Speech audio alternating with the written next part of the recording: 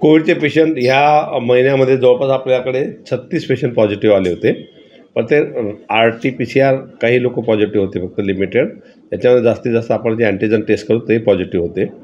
आणि त्यापैकी आत्ताच्या घडीला आपल्याकडे जर बघितलं 29 पेशंट ॲक्टिव्ह आहेत आणि याच्यातले 2च पेशंट आपल्याकडे ॲडमिट आहेत. तर ती 19 वर्षाची जी फिमेल आहे, बिहारवरून आलेली, ती ॲडमिट आहे. दुसरा एक 55 वर्षाचा माणूस आहे, पण तो स्टेबल आहे, त्याचं ऑक्सिजन सॅच्युरेशन वगैरे सगळं. पण हे दोघंही JN1 पॉझिटिव्ह नाही आहेत. जे 2 JN1 पॉझिटिव्ह होते होम आयसोलेशनवरच ते बरे झाले आणि ते आता क्युअर झालेले आहेत. त्याच्यामुळे असं काही प्रॉब्लेम नाही. दुसरी गोष्ट महत्त्वाची मला एक सांगायची की आत्ताच्या घडीला याच्यानंतरही आपण ज्या पद्धतीने टेस्ट वाढवलेत, आपण सगळीकडे याची टेस्टची फॅसिलिटी अवेलेबल केली, टेस्ट वाढवले, रॅटच्या किट्स दिलेल्या आहेत, VTM मीडियम दिलेलं आहे, आपण RT-PCR करतो आहे आणि त्याचप्रमाणे सेंट्रल आणि स्टेट गव्हर्नमेंटच्या याच्यानुसार आपण ELI आणि SARIचं सर्वे करतो आहे आणि टेस्ट वाढवल्या. जर टेस्ट वाढवलं तर डेफिनेटली ह्या केसेस आपल्याकडे पॉझिटिव्ह जास्त येतीलच. कारण त्याच्यामुळे परंतु JN बद्दल जो पॅनिकनेस चालू आहे तो साफ मला तरी आता त्याच्यात जास्त काही तथ्य वाटत नाही. आपण आता 7-8 दिवस झाले या गोष्टीबद्दलचं किंवा त्यापेक्षा जास्त दिवस झालं JN1चा येऊन आपण त्याच्यावर पेशंटला ऑब्झर्व करतो आहे. नवीन काही सिम्पटम्स नाही की याच्यामध्ये काही कॉम्प्लिकेटेड असं वाटत नाही आणि व्हायरस हे असं काहीतरी खूप त्रासदायक आहे असंही वाटत नाही. फक्त हा एक त्याच्यातला व्हॅरियंट आहे आणि त्याला आता तर इंटरेस्ट आहे त्याच्यावर चालू आहे बाकीच्या गोष्टी. आणि आम्ही ॲब्सोल्युटली क्लोज वॉच ठेवून आहे की पुढे याच्यानंतर याच्यावरती कसं काय आहे, याचा प्रोग्रेस कसा असणार आहे. आणि आपण प्रत्येक पेशंटचे A to Z डिटेल घेतो की पेशंट ॲडमिट का झाला, सिम्पटम्स काय होते, त्रास काय आहे, ॲडमिशनची गरज पडली की होम आयसोलेशन केलं, जेणेकरून आपल्या याचा बिहेवियर जो आहे व्हायरसचा तो कळेल. परंतु एकंदरीत आतापर्यंत आपल्या ठाणा जिल्ह्यात जे 5 केसेस झाल्या त्या घरी होम क्वारंटाईनच बरे झाले. त्याच्यामुळे असं काही कुठल्याही मेडिसिनचीही गरज पडली नाही. त्याच्यामुळे असं काही पॅनिकनेस नाही. मला एकच विनंती करायची, मीडिया असतील किंवा सोशल मीडिया हँडल करणारे लोक असतील, त्यांना एक विनंती आहे की नक्कीच हा असा काहीतरी डेंजरस असंच वाटत नाही. सतर्क तर राहायला पाहिजे, परंतु प्लीज घाबरू नका आणि घाबरू पण नका. हे सगळ्यात महत्त्वाचं. ही मला सगळ्या स्टेटला असेल, देशाला असेल आणि आपल्या जिल्ह्याला असेल ती विनंती आहे.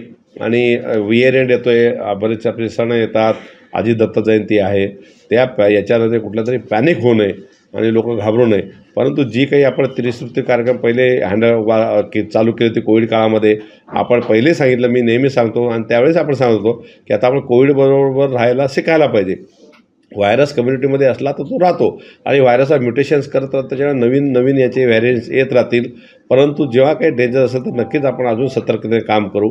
आता सध्याच्या घडीला आपण याच्यानुसारही जे काही इक्विपमेंट इन्स्ट्रुमेंट लागतील त्याचं सगळं मॉकड्रिल केलं आहे. पर्सनली सगळे आम्ही टेस्ट केलेलं आहे, चेक केलं आहे, वर्किंग आहे का, फंक्शनल आहे का ते बघितलं आहे, ऑक्सिजनचा टँक सप्लाय प्रॉपर आहे का ते बघितले आहे, PSA प्लांट जे ऑक्सिजन जनरेशन करतात ते प्रॉपर आहेत का, बेड आहेत का अवेलेबल, व्हेंटिलेटर अवेलेबल, आपण जय्यत तयारी ठेवलेली आहे. आणि असं काही जर वाटलं पुढे आलं तर आपण पूर्ण सुसज्ज आहोत. जे पहिल्या दुसऱ्या लाटेमध्ये आपल्याला त्रास झाला तो नक्कीच आता होत नाही. आपण मेडिकल इक्विपमेंट असतील, मेडिसिन्स असतील, साहित्य असतील, स्टाफ असेल, आपण बऱ्यापैकी सध्याच्या घडीला स्ट्रॉंग आहे. त्याच्यामुळे एकत्रित अशी काही सिच्युएशन निर्माण होते तर आपण त्यासाठी नक्कीच सज्ज आहोत. परंतु माझं एकच सांगणं आहे, पॅनिकनेस पसरू नका, कुठल्याही अफवाला बळी पडू नका आणि विश्वास ठेवा. आमच्या बुलेटिन्स येत राहतील, आमच्या बुलेटिनवाले स्टेट गव्हर्नमेंटकडनं असेल किंवा याच्यात आमच्या जिल्हा लेवलला आम्ही त्याची इन्फॉर्मेशन अपडेट तुम्हाला देत राहू. परंतु सध्याच्या घडीला एकच अजून सांगेल मी की सतर्क राहा, घाबरू नका, स्ट्रेस घेऊ नका आणि जे सॅनिटायझर वापरणं, मास्क वापरणं, सोशल डिस्टन्सिंग तुम्हाला शक्य असेल तेवढ्या या गोष्टी फॉलो करा, पाळा. ज्या लोकांना त्रास आहे, ज्यांना सर्दी खोकला झालं, त्यांना एक विनंती आहे की जवळच्या आरोग्य केंद्रात जाऊन टेस्ट करून घ्या. रॅट टेस्ट आपल्याकडे सगळीकडे अवेलेबल आहे, ती टेस्ट करून घ्या. आणि शक्यतो त्यांनी जास्तीत जास्त अशा लोकांनी मास्क तर वापरायलाच पाहिजे, त्यात काही डाऊट नाही. सॅनिटायझर वापरायला पाहिजे आणि जेवढं सेपरेट थोडंफार ठेवता येईल, सोशल डिस्टन्स जेवढं ठेवता येईल तेवढं ठेवून त्यांनी काळजी घ्यायला पाहिजे, जेणेकरून आपण समाजाचं एक देणं लागतो आणि समाजात हा व्हायरस पण पसरू नये जास्त प्रमाणात, याची प्रत्येकाने काळजी घ्यायला पाहिजे, एवढी माझ्याकडनं विनंती. सिम्पटम्स काय होते आणि होम प्रिकॉशन कशी घेतली गेली? नाही, बिलकुल माइल्ड सिम्पटम्स, ज्याच्या सर्दी खोकला ताप जो त्या काळातला होता. काही लोकांना जर सर्दी झाली, टेस्ट केलं, त्याच्यात पॉझिटिव्ह काय आले तर ते पण आपण रॅट टेस्ट करतो आहे, म्हणजे अँटीजन टेस्ट करतो.